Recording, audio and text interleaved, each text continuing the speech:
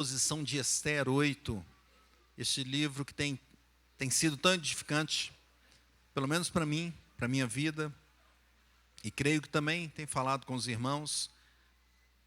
Esther 8, e hoje o título da mensagem é A Autoridade Real. Vamos abrir a Bíblia, vamos ler juntos. Esther 8. Eu sei que os irmãos assentaram agora, mas vou pedir para os irmãos colocarem em pé novamente. E vamos fazer a leitura desse texto. Esther 8, do 1 ao 17. Diz assim, Esther 8, diz assim a palavra do Senhor. Naquele mesmo dia, deu o rei Assuero à rainha Esther a casa de Amã, inimigo dos judeus. E Mordecai veio perante o rei, porque Esther lhe fez saber o que era seu parente.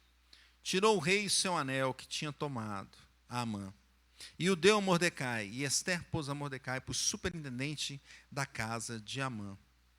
Falou mais Esther perante o rei, e se lançou aos pés, e com lágrimas lhe implorou que revogasse a maldade de Amã, o agagita, e a trama que havia empreendido contra os judeus.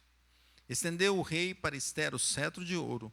Então ela se levantou, pôs-se de pé diante do rei, e lhe disse: se bem parecer ao rei, se eu achei favor perante ele, se essa coisa é reta diante do rei, e se isso lhe agrado, escreva-se que revoguem os decretos concebidos por Amã, filho de Amedata, o agagita, os quais lhe escreveu para aniquilar os judeus que há entre todas as províncias do rei.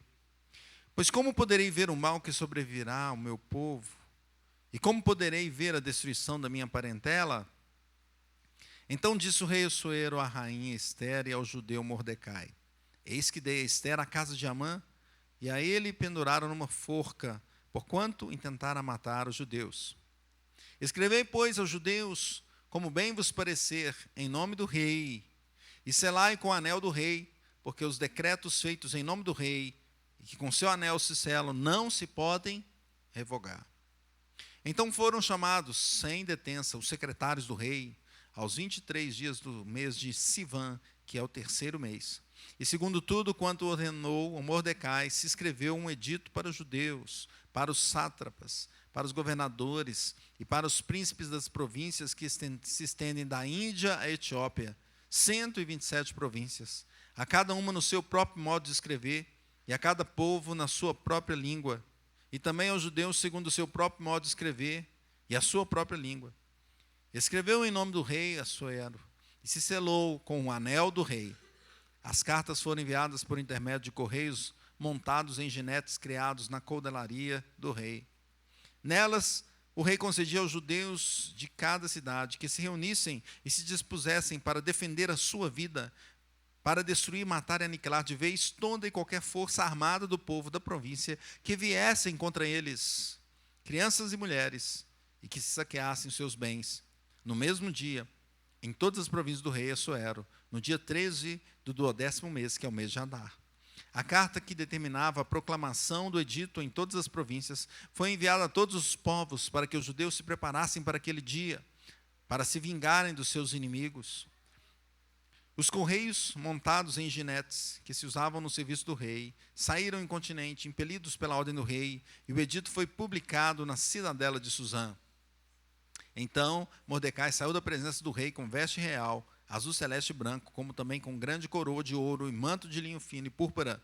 E a cidade de Suzã exultou e se alegrou. Para os judeus houve felicidade, alegria, regozijo e honra.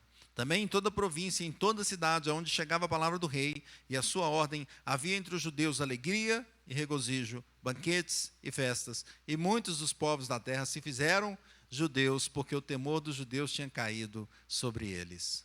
Ó Deus, fala conosco, a tua palavra foi lida, teu Espírito Santo use o teu servo, e que nós todos aqui tenhamos o entendimento correto da vida, da tua palavra, do evangelho, e saímos aqui edificados para honrar o teu nome. Te oramos em nome de Jesus. Amém. Os irmãos podem sentar. Meus irmãos, qual foi a maior virada da história que você já viu? Não é? De um lado, o time estava perdendo, de goleada, e virou. Eu não estou falando de futebol, né? Eu estou falando dessa situação que nós vemos aqui. Uma virada da morte para a vida. O livro de Esther, meus irmãos, mostra essa história do povo de Israel que ficou lá na Pérsia, enquanto alguns voltaram com Esdras, voltaram com Neemias para reconstruir o templo, para reconstruir a cidade, os muros. Outros ficaram na Pérsia. E nós vimos aqui que nesse momento o rei Xerxes, o rei Assuero, ou Xerxes, era ali o responsável e tinha grande glória naquele reino da Pérsia. Mas era um reino que os judeus estavam ali, estavam próximos. E nós enxergamos nesse livro como ele conta a história lá naquele tempo e como fala aos nossos dias. Como fala da vaidade do rei que perdeu a rainha, o casamento que ele tinha por causa da sua vaidade. Mas também fala da providência de Deus colocando Esther como rainha. E a gente vê Amã se levantando contra o povo de Deus e e convencendo o rei Xerxes a escrever um decreto que destruísse os judeus. Por quê? Porque ele era contra Mordecai. Mordecai não se prostrava diante dele. E ele, então, conseguiu com o rei aprovar essa medida, vamos dizer assim. E esse decreto, 1 ano depois, em um só dia, todos os judeus seriam aniquilados. Esther se levantou, orou. Mordecai instruiu ela, fala com o rei. Ela falou com o rei. Preparou 2 banquetes. Convidou Amã também. No segundo banquete ela falou, rei, atenda o meu pedido, rei. Qual o seu pedido? Olha, Amã, o nosso inimigo, e ele agiu de forma como uma trama para destruir os judeus. E o rei, então, ficou bravo com aquela situação e mandou matar Amã. Na própria forca que ele construíra, de 25 metros, imagina o tamanho dessa forca. E essa forca era para matar Mordecai, que ele não queria nem esperar 1 ano para aniquilar todos os judeus, ele queria matar logo Mordecai. Mas acabou que ele foi para a forca. E aqui agora, nós chegamos no momento em que Amã, ok, tinha sido destruído, porém, continuava-se o decreto. Continuava-se o decreto para que os judeus fossem destruídos. Então a rainha chegou diante do rei e se prostrou. E ela buscou ali a presença do rei. E ela clamou por seu povo. Ela apresentou-se no rei, caiu aos seus pés, suplicou com lágrimas e clamou para que se cancelasse esse plano perverso de Amã, de destruição dos judeus. Ela disse, se parecer bem ao rei, se conto com o seu favor, se o rei considerar correto, e se o tenho agradado, que seja publicado um decreto anulando as ordens de Amã, aquele Amã, agadita, filho de Amedata, que se anule essas ordens para aniquilar os judeus em todas as províncias do rei. Como que eu vou suportar essa calamidade com o meu povo? Palavras de Esther. Acaso poderia assistir à destruição da minha família? Então o rei volta-se para Esther e diz a Esther e ao judeu Mordecai, que estava ali também, ele diz, entreguei a Esther os bens de Amã. Ele foi enforcado porque tentou destruir os judeus. Agora então envie aos judeus um decreto em nome do rei, dizendo o que vocês acharem melhor. Selem com o anel do rei. Lembre-se, porém, que o que já foi escrito em nome do rei, selado com seu anel, não pode ser revogado. Assim, no dia 25 de junho, os secretários do rei foram convocados em um decreto que foi redigido exatamente como Mordecai disse. O decreto foi enviado aos judeus, aos mais altos oficiais do rei, dos governadores, aos nobres de todas as 127 províncias, desde a Índia até a Etiópia. E as ordens foram redigidas na escrita de cada língua, de cada povo, do seu modo, incluindo a dos judeus. Mordecai escreveu o decreto em nome de Xerxes. Xerxes autorizou fazer isso. Selou com seu anel e enviou essas cartas pelos mensageiros montados em cavalos, cavalos velozes, cavalos criados ali nas estrebarias do rei. Aí só os historiadores dizem que esses correios eram rapidíssimos. A forma como eles se moviam, a logística era muito rápida. Não tinha avião, não tinha carro, mas com os cavalos eles faziam um grande trabalho. E o decreto do rei, então, concedia aos judeus de todas as cidades autoridade para se reunirem e defenderem a própria vida. Permitia aos judeus que eles destruíssem, matassem, aniquilassem qualquer um que se levantasse para destruí-los, de qualquer nacionalidade, de qualquer província. Também permitia que tomasse os bens de seus inimigos. Então, veja que virada. Veja que virada. E a data marcada para que isso acontecesse era 7 de março do ano seguinte.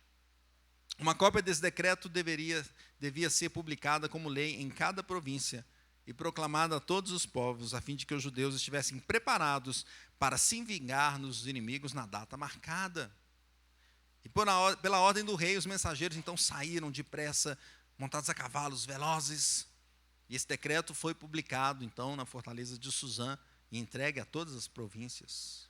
E Mordecai saiu da presença do rei vestido com trajes reais, azul e branco, uma grande coroa de ouro, um manto de linho fino, tecido vermelho.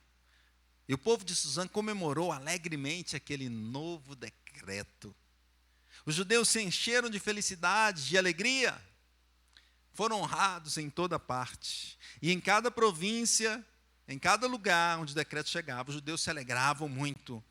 Comemoravam, e o texto aqui diz que comemoravam com banquetes, com festas, com feriados. Muitos que pertenciam de outros povos, acaba assim o texto, muitos outros povos quiseram ser judeus, quiseram se tornar judeus, porque temiam o que os judeus pudessem fazer a eles. Caros irmãos, podemos meditar nesse texto a proposição de que o rei dá autoridade para a salvação do povo. O rei dá autoridade para a salvação do povo. E quais os aspectos dessa autoridade? Vamos meditar em alguns argumentos. O primeiro desses argumentos é que a autoridade é regada pelo clamor do justo. Vamos ler versículo 3 juntos.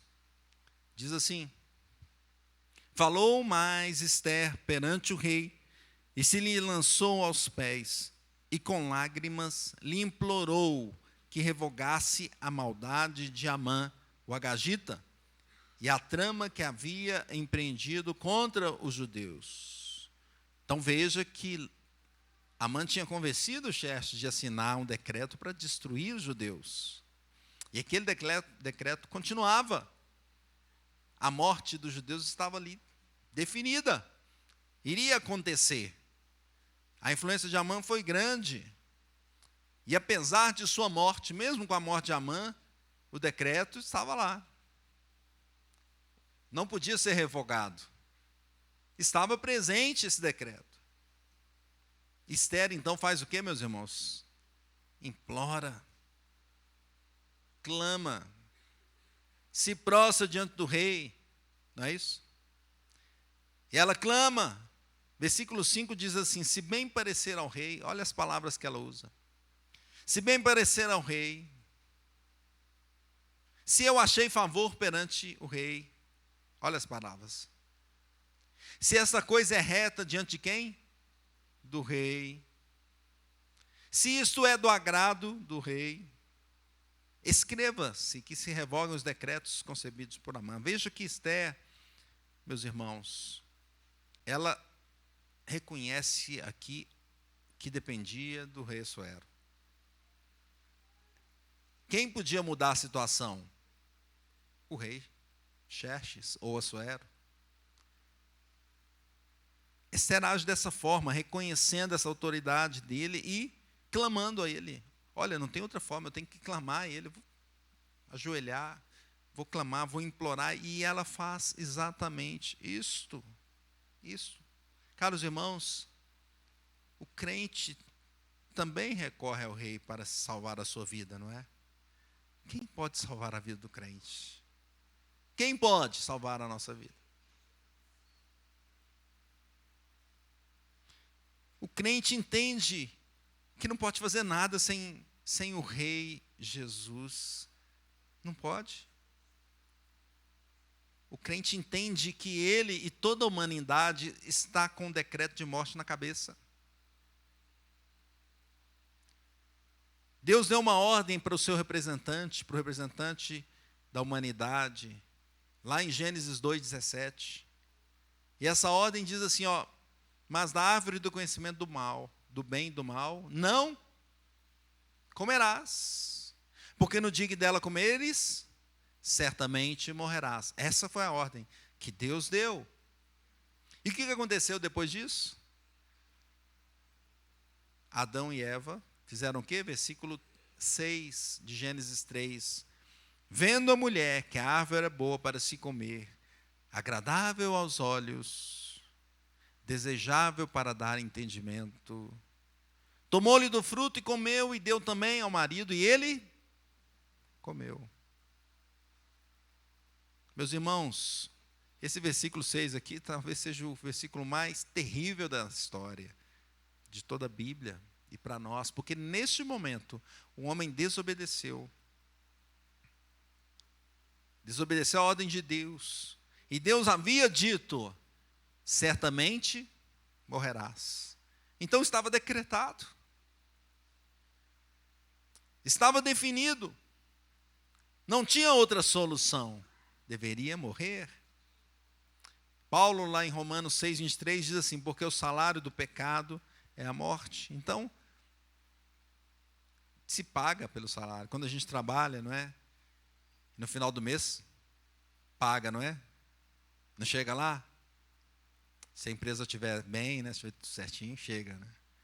E a gente fica ansioso por, cadê o dia do pagamento, não é? Será que a gente fica ansioso por esse pagamento aqui? Oh, Deus, paga logo. Ele pagou, meus irmãos, com Cristo. Cristo pagou. Por isso que, continuando no versículo, ele fala: mas o dom gratuito de Deus é a vida eterna em Cristo Jesus. Esther vai clamar ao rei: rei, se for do teu agrado, se for conforme a tua vontade, se for pela tua graça, atende-nos. E assim também o crente faz: Senhor, nós dependemos do Senhor, é pela tua graça. O decreto já está feito, já está escrito, nós já erramos e nós merecemos a morte. Deus, dá-nos a tua graça. Por isso que oramos, temos aqui o cantinho de oração, colocamos aqui as pessoas que precisam do avivamento do Senhor, clamamos a Deus porque Ele pode salvar, só Ele pode salvar. A humanidade corre para que essa sentença seja cumprida, mas o crente corre para Jesus, porque Jesus cumpriu. Jesus cumpriu. Sendo assim, o crente clama ao Senhor para ser salvo. Ele não determina, ele não ora determinando: não, Deus, porque eu tenho que fazer isso. Não, ele ora pedindo o favor de Deus. Deus, salva-me, tenha misericórdia. Assim clama o crente. Essa autoridade, então, dada a Cristo para salvar a todo que nele crer. E é por isso que nós clamamos ao Senhor: salva-nos, salva-nos e nos leve salvo além do rio. Em segundo lugar, qual o outro aspecto dessa autoridade? Essa autoridade, meus irmãos, ela é válida em todos os locais do reino. Vamos ler o versículo 13 juntos.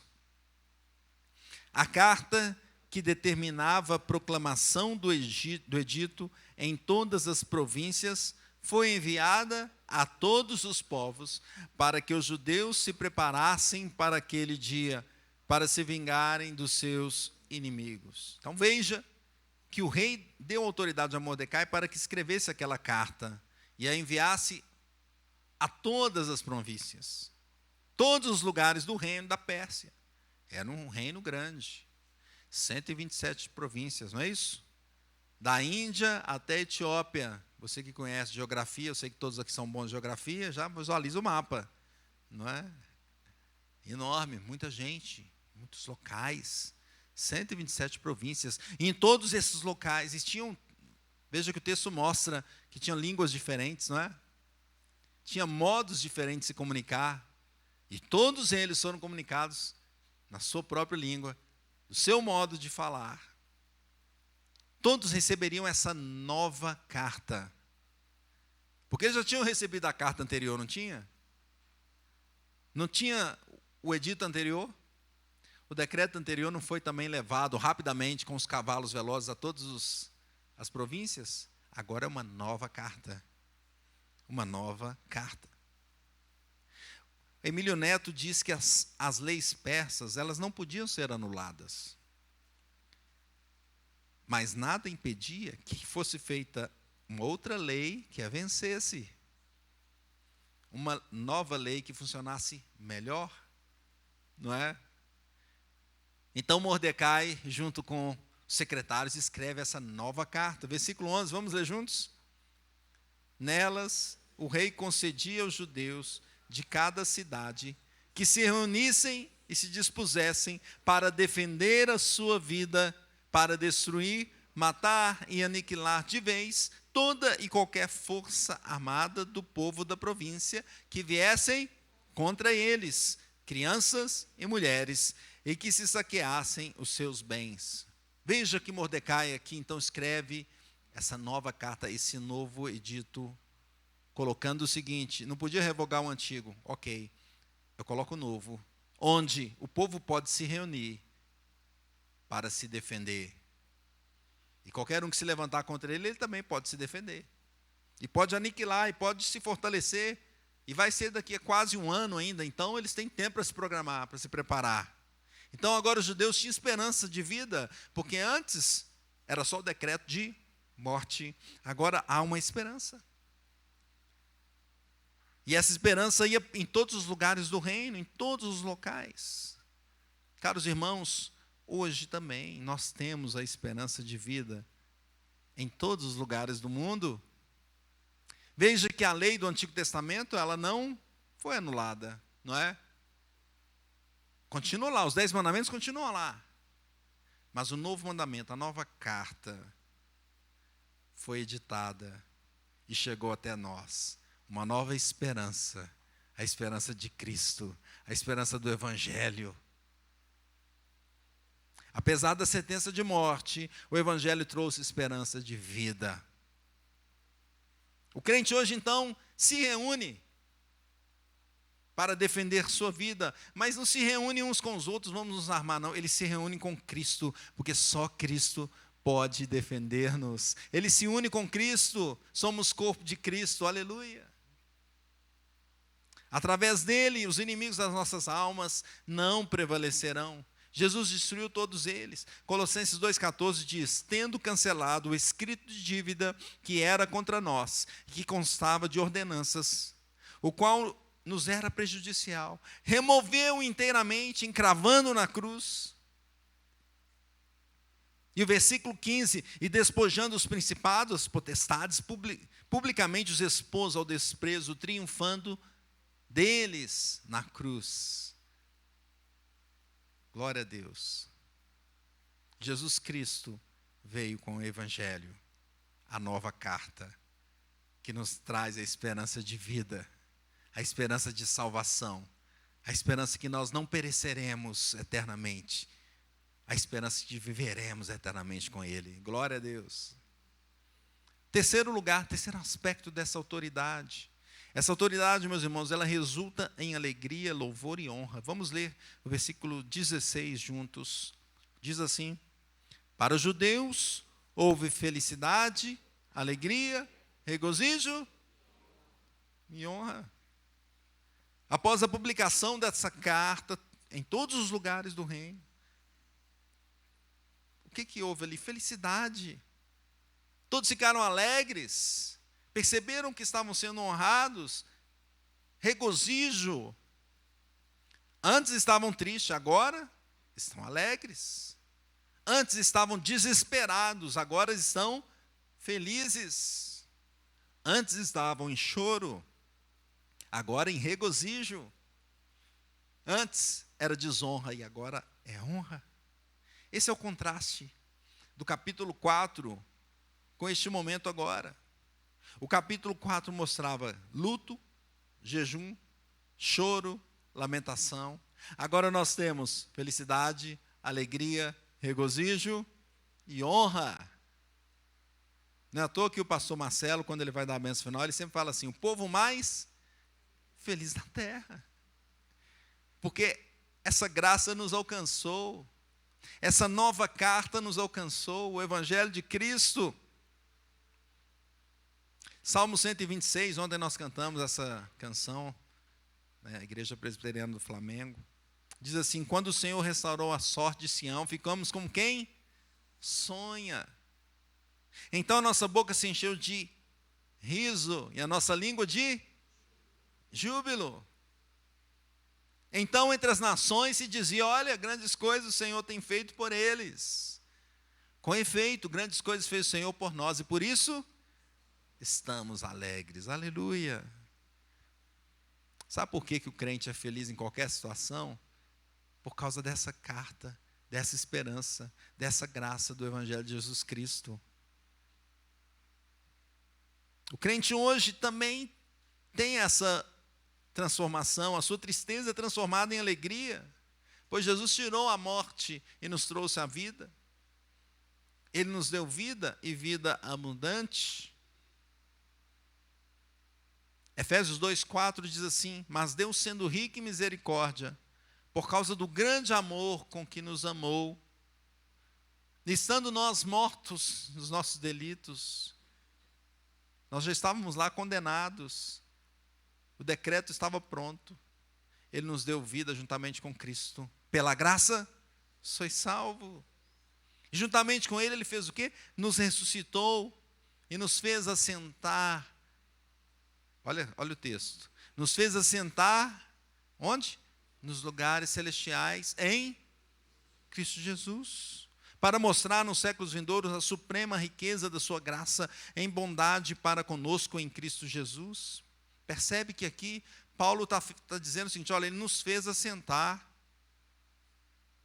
Aí você olha, mas eu estou sentado aqui no banco azul do Lindéia, não é?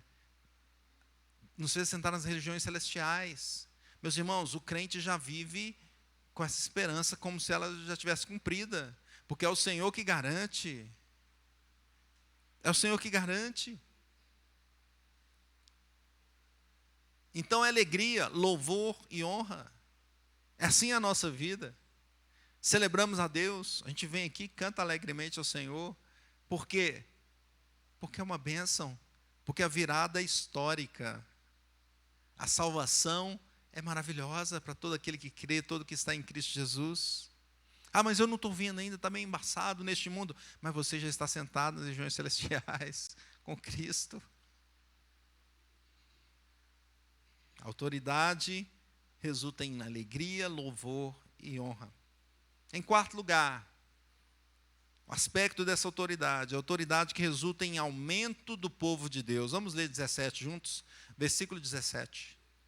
Diz assim: também em toda a província e em toda a cidade, aonde chegava a palavra do rei e a sua ordem, havia entre os judeus alegria, regozijo, banquetes, festas. E muitos dos povos da terra se fizeram judeus, porque o temor dos judeus tinha caído sobre eles. Veja o que está acontecendo aqui, imagine isso. Os judeus que iam ser totalmente aniquilados, agora não serão mais. Tem um decreto que eles podem se defender. E o decreto foi tão forte, tão poderoso, essa carta foi tão poderosa, que os outros povos agora começaram a ter medo deles. E pensaram assim: olha, esse povo aí é poderoso, vai ficar poderoso. Esse povo aí, eu quero ser desse povo. Olha que inversão. De repente eles iam ser aniquilados. Agora eles não só continuarão, como crescerão. Crescerão não apenas por nascimento dos filhos entre eles, mas também porque outros povos quiseram se tornar judeus. A nova carta então se espalhou por todo o reino, e essa alegria contagiou todos os lugares. E agora outros queriam ser judeus também, por temor ou por empatia, mas eles queriam, também estavam procurando ser judeus. Aqui, meus irmãos, começa um cumprimento, vamos dizer assim, a expansão grande de um cumprimento, de uma promessa que Deus fez a Abraão. Porque Deus falou assim com Abraão: a tua descendência será bênção para todas as nações da terra. Não é assim? Mas a gente vai vendo a história do povo de Israel, a gente vê um povo que cresce, mas que continua ali entre eles, a salvação entra entre eles. Mas aqui, esse texto aqui expande de uma forma impressionante, porque agora os outros povos queriam se tornar judeus. É uma expansão considerável dessa promessa. Joyce Baldwin diz o seguinte: o verbo usado apenas aqui significa eles se judaizaram, se tornaram judeus mesmo, queriam se tornar judeus e fizeram isso para se tornar judeus. Então a religião dos judeus havia se tornado agora uma coisa diferente, não era só mais a raça, não era só mais os judeus, agora estava alcançando todos os povos, todos os povos. A autoridade então resulta em aumento do povo de Deus. Hoje, meus irmãos, o evangelho tem se espalhado em vários povos, não é? Em vários locais. Quando chegou Jesus Cristo, e o início da era cristã, então, e com Paulo, nós vemos assim, o evangelho indo para realmente todos os lugares do mundo. Atos 1:8 diz assim: mas recebereis poder ao descer sobre vós o Espírito Santo, e sereis minhas testemunhas, tanto em Jerusalém como Judeia e Samaria, e até onde? Até Olindeia. Né? Até os confins da terra. Chegou aqui. Olha como expandiu isso aí. Evangelho indo para todo lugar, todos os povos. E a promessa então dada a Abraão agora chega a todos os lugares e continua, e continua. Temos provavelmente bilhões de pessoas hoje impactadas pelo mundo, impactadas por esse evangelho no mundo. A igreja cresce e o evangelho é anunciado. Até mesmo em países mais fechados, o evangelho está sendo espalhado. O crente então leva essa mensagem para que essa caminhada continue, para que essa história continue, pois essa autoridade dada lá resulta em aumento do povo de Deus, para que outros sejam alcançados e transformados, e que não sejam mortos, mas que tenham vida. Nós levamos a nova carta, a todas as pessoas, para a honra e glória do Senhor. Concluindo, meus irmãos, o rei que tem essa autoridade é o Rei Jesus. Ele tem autoridade nos céus, na terra, em todo lugar, para executar o plano da redenção, para salvar o seu povo escolhido. Glória a Deus. Essa autoridade nos habilita então a clamar por salvação. Nós devemos fazer. Vamos orar por conversão? Vamos orar para que as missões impactem o mundo? Sim, nós oramos, porque é o Senhor que tem o poder, é Ele que tem a graça de mudar os corações. Essa autoridade é para todos os lugares. Então nós trabalhamos orando e levando missões aqui, no Cascata, em Carmópolis, Portugal, Panamá, onde Deus nos enviar. Essa autoridade tem que ser seguida do nosso júbilo, da nossa alegria, porque nós éramos pecadores, condenados à morte, mas Jesus Cristo transformou a nossa vida. Nós vivemos em alegria e louvor ao Senhor. Nos encontramos domingo e cantamos alegremente a Deus. Fazemos isso em casa, enquanto estamos trabalhando também. Na escola, nós temos alegria, porque o Senhor mudou a nossa história. Essa autoridade deve ser anunciada em todos os lugares da terra, para todas as línguas e todos os povos. Então, como viveremos? Aplicações para a nossa vida. Em primeiro lugar, viveremos clamando ao Senhor. E Deus está fazendo esse movimento em nossa igreja. A SAF aí está marcando várias reuniões de oração, chamando os irmãos de oração. Clamar a Deus. Por quê, meus irmãos? Porque sem Ele, o que nós vamos fazer? Sem o Senhor, nós não conseguiremos fazer nada. Nós somos fracos, dependentes. O mundo quer colocar a mensagem em nosso coração de que nós somos fortes, podemos, mas não é verdade. Não é verdade. O pecado destruiu a nossa vida. E se Deus não abençoar em qualquer área, nós não conseguiremos nada. Às vezes uma pequena coisa, você se prepara, faz tudo para que dê certo e não dá certo. Meus irmãos, nós dependemos do Senhor. E principalmente para a salvação das nossas almas, nós dependemos do Senhor. Clame ao Senhor, ore por Ele. Ore para os seus familiares, por aqueles que estão longe da presença de Deus. Ore. Clame a Deus. Clame para que o Espírito Santo toque, salve, cure. Clame pela sua família. Clame pelo Brasil, oremos pelo Brasil. Que o Brasil seja restaurado. Que a graça alcance o Brasil. Que o Brasil deixe de ser conhecido mundialmente como o lugar do carnaval, como o lugar do futebol, como o lugar da corrupção. Que o Brasil seja conhecido como aquele país que adora o Senhor, irmãos. Quem pode fazer isso? Deus pode fazer. Clamemos a Ele. Atos 2:21 diz assim: e acontecerá que todo aquele que invocar o nome do Senhor será salvo. Se você que está em dúvida, eu não sei se eu sou salvo, clame ao nome do Senhor. Você que nos acompanha através da transmissão, clame em nome do Senhor. Segunda aplicação, como viveremos? Viveremos em louvores de júbilo. Tenhamos em mente que, se não fosse pela mensagem da cruz, todos nós estaríamos condenados. Por isso cantamos hoje, quero estar ao pé da cruz, que tão rica fonte. Se não fosse o Evangelho, todos nós teríamos sobre a nossa cabeça esse edito de destruição, de morte. Essa consciência então nos leva a ter uma vida de louvor ao Senhor, nós dependemos dEle e Ele nos alcançou.